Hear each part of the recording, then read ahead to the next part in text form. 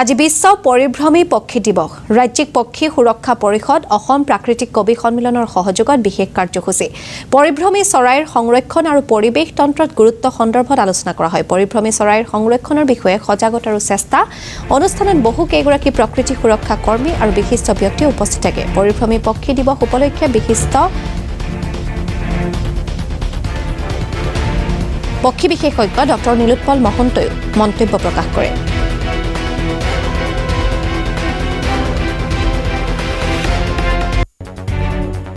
সংখ্যক বিশ্ব পক্ষী দিৱস আজি উদযাপন অনুষ্ঠিত কৰিয়ে আছোঁ কিন্তু ৰাতিপুৱা আমাৰ 9:30 বজাৰ পৰা ষ্টাৰ্ট কৰিছোঁ পতাকা উত্তোলন হৈ গ'ল আৰু বৃক্ষৰোপণ কাৰ্যসূচী হৈ গ'ল আৰু স্মৃতি তৰ্পণ তথা শ্ৰদ্ধাঞ্জলি অনুষ্ঠান সুকলমে হৈ গ'ল আৰু আমাৰ যিটো আমি সদায় পক্ষীৰ ওপৰত সমবেত সংগীত মানে আমি অনুষ্ঠিত কৰোঁ আজি আমাৰ শিল্পীসকলে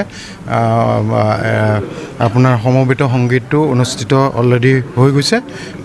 আৰু আমি আচলতে in connection of UNESCO calendar year মতে এই বছৰ বিগত বৰ্ষৰ দৰে এই বছৰ তাৰমানে 9 মে'ত পৰিছে 9 মে 2023 আৰু যোৱা বছৰ পৰিছিলে 10 মে 2025